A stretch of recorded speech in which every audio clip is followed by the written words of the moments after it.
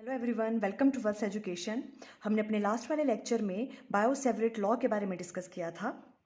वहाँ हमने magnetic field की वैल्यू फाइंड आउट की थी एट पॉइंट पी पे due to small current element DL. अब हम मैग्नेटिक फील्ड की वैल्यू फाइंड आउट करेंगे एट पॉइंट पी पे due to long straight current carrying wire की वजह से। तो हम स्टार्ट कर रहे हैं, थोड़ी सी लेंथ है इसकी डेरिवेशन, आप अच्छे से इसको अंडरस्टैंड करते जाएं स्टार्टिंग से।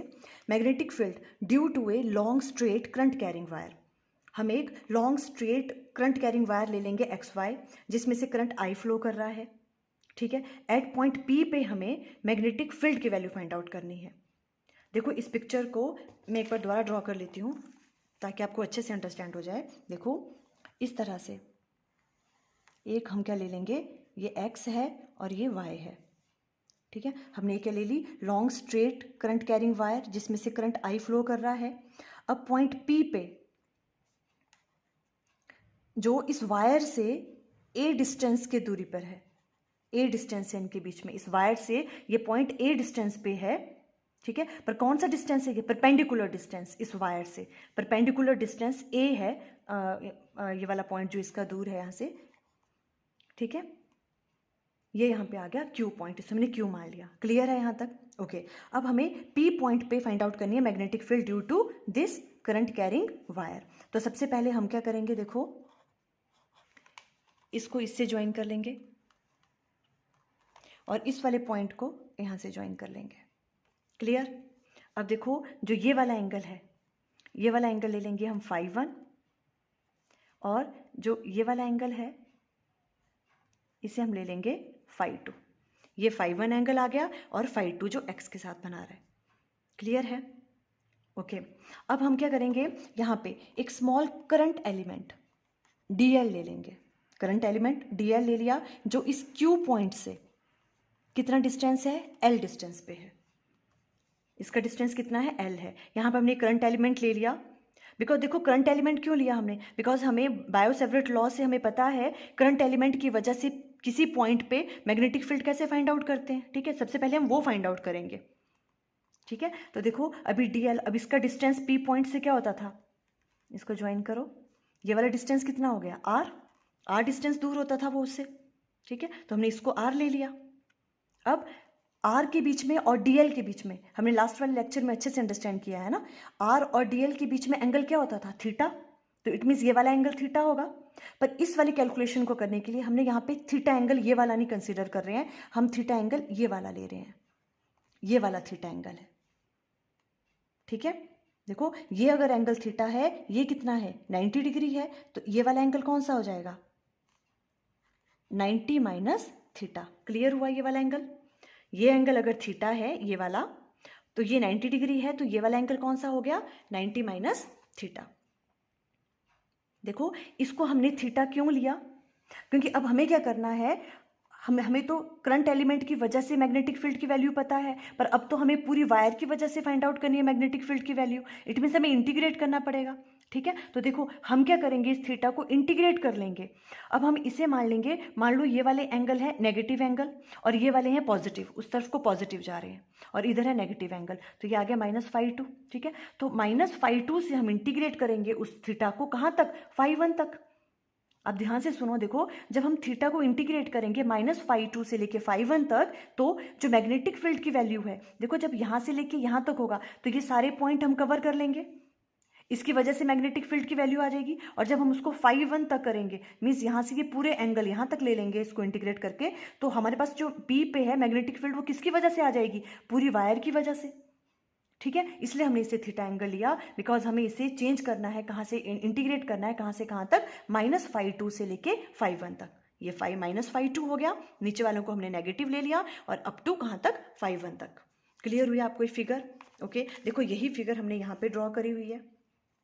ठीक है, यहाँ पे क्या है, ये φ2 एंगल इसके साथ बना रहा है -φ2, और ये हो गया φ1 इधर को, और ये वाला एंगल अब हमने थीटा ले लिया। अगर ये एंगल थीटा है तो ये वाला एंगल कौन सा हो गया, 90 माइनस थीटा, बिकॉज हम फॉर्मूला में तो ये वाला ही एंगल यूज करते थे, है ना, तो इसलिए ये 90 माइनस थीटा, और ये वाला डिस्टेंस कितना आ गया, r। क्लियर हो गया आपको पिक्चर? और ये वाला जो करंट एलिमेंट है, इसका और इस Q पॉइंट का डिस्टेंस कितना है, L है। ठीक है, अब हम स्टार्ट कर रहे हैं। देखो, magnetic field at point P due to a small element. पहले हम इसकी वजह से मैग्नेटिक फील्ड की वैल्यू फाइंड आउट करेंगे, तो उसकी वैल्यू हमें पता क्या होगी। अगर स्मॉल एलिमेंट की वजह से है तो स्मॉल, तो डी बी लेंगे। डी बी इक्वल टू क्या था, mu naught upon 4 pi I D L sine of the angle between किसके, आर और डी एल के बीच में। तो अब कौन सा है वो, 90 माइनस थीटा। अब थीटा नहीं है, हमने इसमें क्या लिया है, 90 minus theta. Clear, divided by R square, यही होता था। ठीक है, मैग्नेटिक फील्ड की value due to Biot Savart law, हमने ये वाली फाइंड आउट कर ली। ओके, अब देखो इसको कैसे राइट डाउन कर सकते हैं, mu naught upon 4 pi I D L sine 90 minus theta किस में चेंज हो जाएगा, कॉस थीटा में। 90 माइनस थीटा है तो साइन किस में चेंज होता है, कॉस थीटा में, डिवाइडेड बाय आर स्क्वायर। यह आ गया आपके पास डी बी की वैल्यू। पर अब हमें तो किसकी वजह से, स्मॉल करंट एलिमेंट की वजह से नहीं निकालनी है, हमें तो पूरी वायर की वजह से मैग्नेटिक फील्ड निकालनी है। तो हम इसको इंटीग्रेट कर देंगे कहाँ से कहाँ तक, देखो इसको हम इंटीग्रेट कर देंगे -φ2 से लेके कहाँ तक, φ1 तक। क्लियर हो रहा है, इसे भी इंटीग्रेट करेंगे -φ2 से लेके φ1 तक। ठीक है, अब देखो इस चीज़ को ध्यान से देखना, सिर्फ आपके पास 2 वैल्यू आपको फाइंड आउट करनी है। अगर आप वो अच्छे से अंडरस्टैंड कर लेते हो तो ये डेरिवेशन बहुत इजी है। अब देखो ये कॉस थीटा तो ठीक है, ये हमें ये वेरी कर रहा है, ठीक है, ये भी कांस्टेंट है, ये भी कांस्टेंट है टर्म्स, ये तो बाहर आ जाएंगी। बट जैसे हम थीटा चेंज कर रहे हैं, थीटा के चेंज होने से क्या चीज़ चेंज हो रही है, देखो जैसे जैसे हम थीटा चेंज कर रहे हैं वैसे वैसे आर की वैल्यू भी तो चेंज होगी, तो मीन्स आर भी वेरी कर रहा है। तो हमें सबसे पहले आर की वैल्यू फाइंड आउट करनी है और डीएल की वैल्यू भी फाइंड आउट करनी है। ये 2 काम हमें करने हैं। अब ये हम कैसे फाइंड आउट करेंगे, यहाँ से हम ट्राइंगल्स का यूज़ करेंगे। ठीक है, देखो अब हम क्या करेंगे, फ्रॉम ट्राइंगल कौन सी, ओ पी क्यू, आप ये वाली ट्राइंगल ले लो, इसे हम ओ नाम दे देंगे, ओ पी क्यू। इस वाले ट्राइंगल में देखो हमने किसकी वैल्यू फाइंड आउट करनी है, अब हमें आर की वैल्यू फाइंड आउट करनी है सबसे पहले। तो देखो अगर हम यहाँ पे इस ट्राइंगल से कॉस थीटा की वैल्यू फाइंड आउट करें तो कॉस थीटा क्या हो जाएगा, देखो ये एंगल थीटा है, ठीक है, कॉस थीटा क्या होता है, बेस अपॉन हाइपोटेन्यूज। तो अगर ये थीटा है तो ये क्या हो गया, बेस, तो ए बेस अपॉन हाइपोटेन्यूज, और हाइपोटेन्यूज क्या है आपके पास, आर। क्लियर हुआ आपको ये, कॉस थीटा की वैल्यू आ गई ए डिवाइडेड बाय आर। यहाँ से आपको किसकी वैल्यू फाइंड आउट करनी है, आर की, और आर की वैल्यू क्या आ जाएगी, ए डिवाइडेड बाय कॉस थीटा। पहली बात तो आपको ये करनी है, हमने आर की वैल्यू फाइंड आउट कर ली। ओके, अब हमें डीएल की वैल्यू फाइंड आउट करनी है। तो डीएल की वैल्यू को फाइंड आउट करने से पहले हम एल की वैल्यू फाइंड आउट कर लेंगे। अगर हम एल की वैल्यू फाइंड आउट कर लेंगे तो उसके बाद हम क्या कर देंगे, डिफ्रेंशिएट कर लेंगे। क्लियर है, अगेन उसी ट्राइंगल पे आ जाओ, from triangle O P Q. अब देखो हमें किसकी वैल्यू फाइंड आउट करनी है, एल की। तो हम उस तरह से कंसीडर करेंगे कि हमें साइन लेना है, कॉस लेना है, कि टेन थीटा लेना है, ठीक है। और जो दूसरी टर्म है वो क्या होनी चाहिए, कांस्टेंट, मीन्स ए की फॉर्म में हमें लेना है, ठीक है। तो अगर यहाँ से हम टेन थीटा देखें तो टेन थीटा की वैल्यू क्या आएगी, देखो टेन थीटा अगर इस ट्राइंगल में लें हम ओ पी क्यू, इसमें अगर हम टेन थीटा की वैल्यू लें तो टेन थीटा क्या होता है, परपेंडिकुलर अपॉन बेस, ठीक है। अब इस वाले में परपेंडिकुलर क्या है आपके पास, थीटा के सामने वाला परपेंडिकुलर एल, और बेस क्या है आपके पास ए। क्लियर हो रहा है आपको इस वाले ट्राइंगल में। तो टेन थीटा की वैल्यू आ गई L divided by A.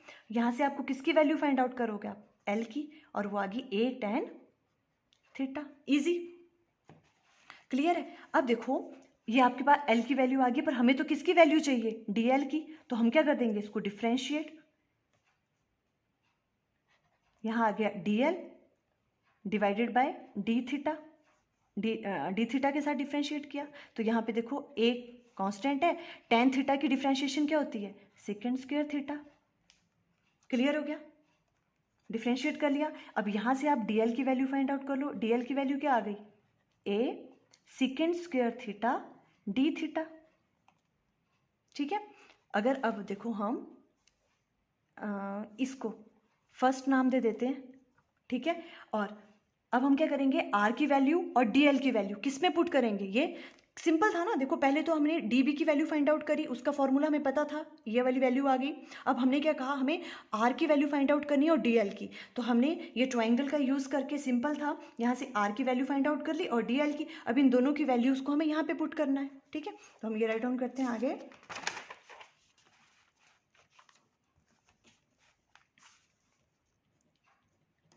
Putting value of R and D L in equation 1। जब हम इसकी वैल्यू वहां पुट करेंगे तो देखो डी पी इक्वल टू किसके बराबर आ जाएगा, -φ2 था यहाँ पे, यहाँ φ1, और यहाँ क्या था, μ0/4π, और आई, देखो ये आई था, यहाँ ले रहे हैं हम, ठीक है, आई डी एल। अब डी एल की वैल्यू पुट करो, डी एल क्या है आपके पास, ए सेकेंड स्क्वायर थीटा, तो हम यहाँ राइट डाउन कर लेंगे ए सेकेंड स्क्वायर थीटा, और साथ में क्या है, डी थीटा, ठीक है। तो देखो पहले हम ये लिख लेते हैं, साथ में क्या है यहाँ पे, डी एल कॉस थीटा भी है ना, तो इजी हो जाएगा, कॉस थीटा, अब लिख दो डी थीटा। क्लियर हुआ, डिवाइडेड बाय क्या था, आर स्क्वायर, आर की वैल्यू क्या है, ए बाय कॉस थीटा, तो आर स्क्वायर हो गया ए स्क्वायर कॉस स्क्वायर थीटा, ए स्क्वायर कॉस स्क्वायर थीटा, ये वाली वैल्यू आपके पास आ गई। अब हम इसको कैलकुलेट करते हैं, देखो कैसे, यहाँ पे आ गया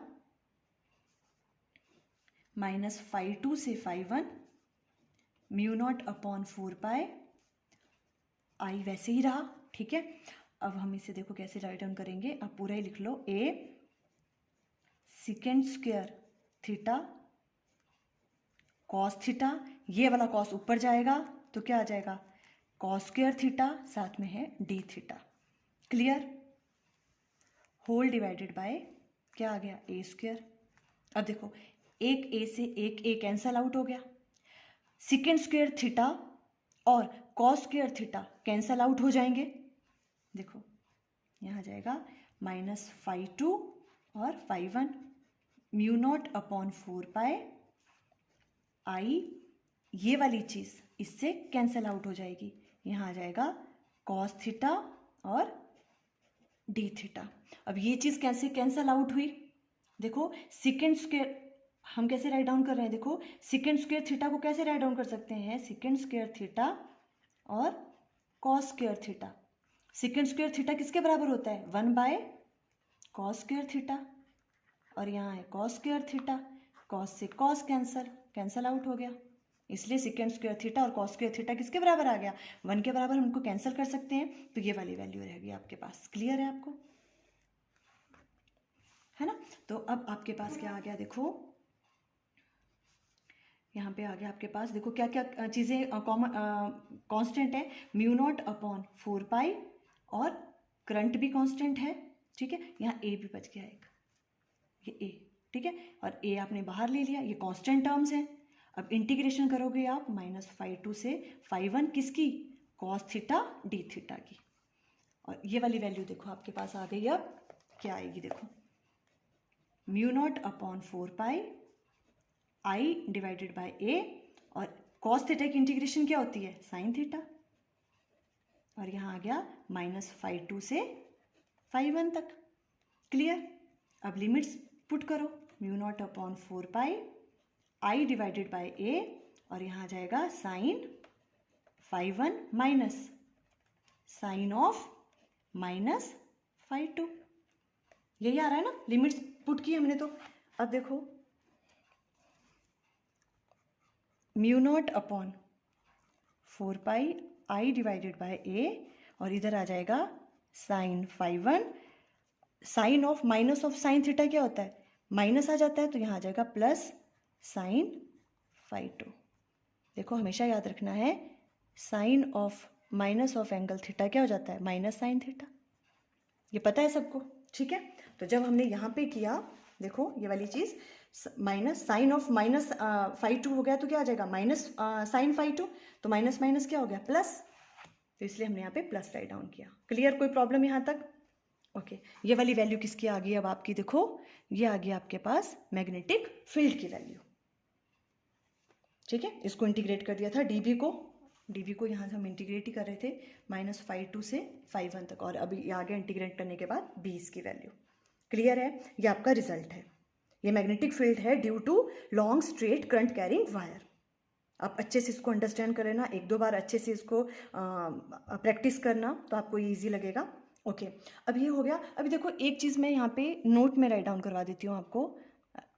अब राइट डाउन कर लो, φ1 एंड φ2 जो एंगल्स हैं measured in opposite direction from perpendicular line. देखो जो ये वाले एंगल है φ2 और φ1, ये इस परपेंडिकुलर लाइन के अपोजिट में होते हैं।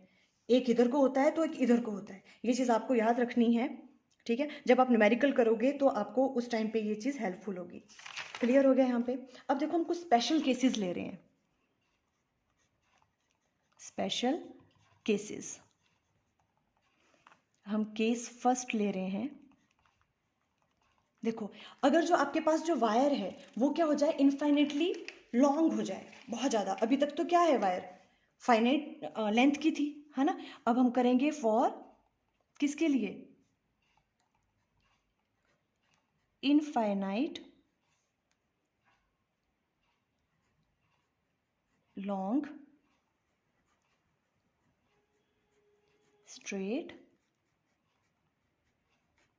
करंट कैरिंग वायर के लिए। मान लो कि आप उसकी जो लेंथ है वो इनफाइनाइट बहुत ज़्यादा लॉन्ग हो गया, मीन्स यहाँ से इस तरह से आप बोल सकते हो इन्फिनिटी है, ठीक है। आपने यहाँ पे P पॉइंट पे फाइंड आउट करना है जिसका डिस्टेंस कितना है, A है, ठीक है। अब इस केस में देखो φ1 और φ2 की वैल्यू क्या आएगी। देखो यहाँ से अच्छे से अंडरस्टैंड करना है। देखो अभी हम क्या कह रहे हैं, इसकी लेंथ बहुत ज़्यादा हो गई। देखो तो φ1 और φ2 पे क्या फ़र्क पड़ेगा। देखो हम φ1 को ले रहे हैं पहले। देखो अगर ये इतनी लेंथ है तो ये वाला एंगल है, तो एंगल देखो कितना है, इतना बन रहा है। मान लो ये इतना होगा यहाँ पे, अगर इसकी लेंथ छोटी होती वायर की तो ऐसे एंगल बढ़ना था इतना सा, फिर ये बड़ा हुआ लेंथ तो इतना एंगल बढ़ गया एंगल, अब और हुआ तो और एंगल बढ़ेगा, अब और ज़्यादा लंबा होगा ऐसे यहाँ पे स्ट्रेट ये जो वायर है, तो एंगल कहाँ देखो ध्यान से आपको दिख रहा है, तो एंगल क्या हो रहा है, और इंक्रीज। अब इसको और बड़ा कर दो तो एंगल क्या हो रहा है, इंक्रीज हो रहा है जैसे जैसे इसकी लेंथ बढ़ रही है। तो इट मीन्स जब ये इन्फाइनेटली लॉन्ग होगी ये वाली वायर, तो जो ये φ1 है ये ऑलमोस्ट, अभी हम इसमें दिखा नहीं सकते हैं पर आप अज्यूम करो तो ऑलमोस्ट φ1 की वैल्यू किसके बराबर आ जाएगी, 90 डिग्री के।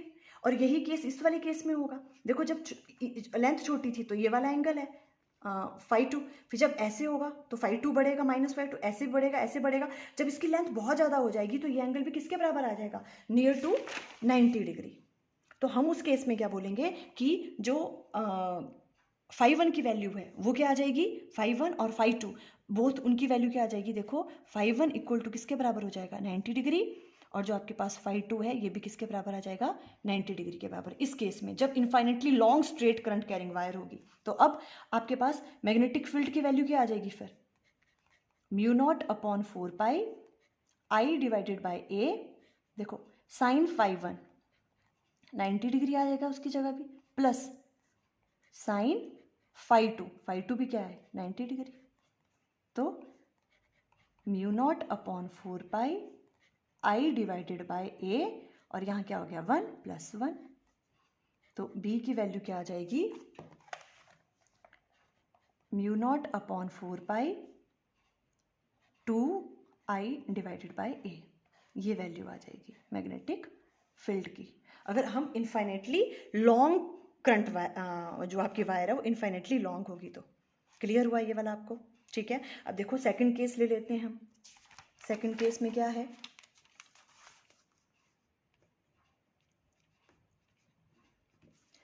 अब हम बोल रहे हैं कि if the wire X Y is infinitely long, वो तो लॉन्ग ही है, ठीक है, राइट डाउन कर लो। If the wire X Y is infinitely long, but the point P lies near end y, या y के नियर या फिर x के नियर, तो क्या होगा? आपके पास जो लेंथ है वो तो इनफाइनिटली लॉन्ग ही है, मीन्स मान लो इस तरह से है, ठीक है, ये तो क्या है, इन्फिनिटी है, बहुत दूर तक है, कोई मतलब इसकी लेंथ जो है बहुत ज़्यादा वो है एक तरफ से, और जो दूसरा जो पॉइंट लाई कर रहा है, मीन्स वो पॉइंट कहाँ लाई कर रहा है, दूसरे एंड के बिल्कुल नियर, मीन्स आप ऐसे ले सकते हो, पी पॉइंट यहाँ पे है, मान लो वो पी पॉइंट कहाँ पे है, यहाँ पे है, ठीक है। तो इस वाले केस में क्या होगा, देखो मान लो इस तरह से है वो वाला पॉइंट, तो इस वाले केस में क्या हो जाएगा, अब जो एंगल है, अब अगर आप ध्यान से देखो तो जो φ2 एंगल है, φ2 एंगल कौन सा होता था, जो इसके साथ बनाते हैं φ2 एंगल, देखो है ना, ये है φ2 एंगल। अब ये वाला तो क्या बन जाएगा, φ2 एंगल तो रहेगा ही नहीं, बिकॉज ये वाला पॉइंट पी पॉइंट कहाँ आ गया, यहाँ पे आ गया है, इसके नियर बोल रहे हैं हम, यहाँ पे है पी पॉइंट, तो φ2 एंगल तो ये होता था, φ2 एंगल क्या हो गया, जीरो। इस केस में आप समझ रहे हो, इस केस में क्या हो गया, ये वाला एंगल φ2 एंगल क्या हो गया इस केस में, जीरो। और φ1 एंगल क्या होगा, देखो φ1 एंगल तो वही रहेगा, बिकॉज ये बहुत लॉन्ग है, लॉन्ग वाले के लिए φ1 का एंगल क्या होता है, 90 डिग्री, तो φ1 एंगल क्या रहेगा इस केस में, 90। आपको समझ आया क्यों, क्योंकि देखो अब एक एंड पे ले रहे हैं हम उस पॉइंट को, ठीक है, तो φ2 एंगल तो क्या हो गया, जीरो, बिकॉज वो उसके साथ ही ज्वाइन कर रहे हैं, ठीक है, और जो φ1 है वो 90 डिग्री रहेगा, बिकॉज इनफाइनेटली लॉन्ग है वायर, ठीक है। अब ये वाली वैल्यू पुट करेंगे हम, देखो उसमें बी में, तो मैग्नेटिक फील्ड की वैल्यू क्या आ जाएगी, μ0 अपॉन 4π I अपॉन a, यहाँ क्या होता था, देखो साइन क्या था यहाँ पे, φ1 प्लस साइन φ2, तो इसकी वैल्यू क्या आ जाएगी, μ0 upon 4π I divided by a, sine φ1 क्या है आपके पास, साइन 90 प्लस साइन 0, तो μ0 upon 4π I divided by a, sine 90 की वैल्यू क्या हो गई 1 और ये 0, तो क्या वैल्यू आ गई, μ0 upon 4π I divided by a, ये आ गई b की वैल्यू, क्लियर। तो ये आ गया आपकी मैग्नेटिक फील्ड की वैल्यू, अगर किसी एक पॉइंट के नियर जो है उस पॉइंट को लाई कर रहे हैं वायर के, ठीक है। तो देखो इससे हमें एक चीज़ और प्रूव होगी कि जो मैग्नेटिक फील्ड की वैल्यू है वो जो उसके एंड्स पे है वो कम होती है एज कम्पेयर टू, देखो जब हमने सेंटर या नियर बाय कहीं भी बीच में रखी है वो, तो उसमें ये वाली वैल्यू आती थी 2I डिवाइडेड बाय a, और यहाँ पर क्या है, एंड्स पे जो उसकी मैग्नेटिक फील्ड है वो क्या होती है, कम होती है। देखो आज हमने, थोड़ा लेंथी हो गया लेक्चर, देखो आज हमने magnetic field due to a long straight current carrying wire के बारे में अंडरस्टैंड किया। आप इसे अच्छे से 1-2 बार प्रैक्टिस कर लें, आई थिंक आपको अंडरस्टैंड हो गया। Okay, thank you.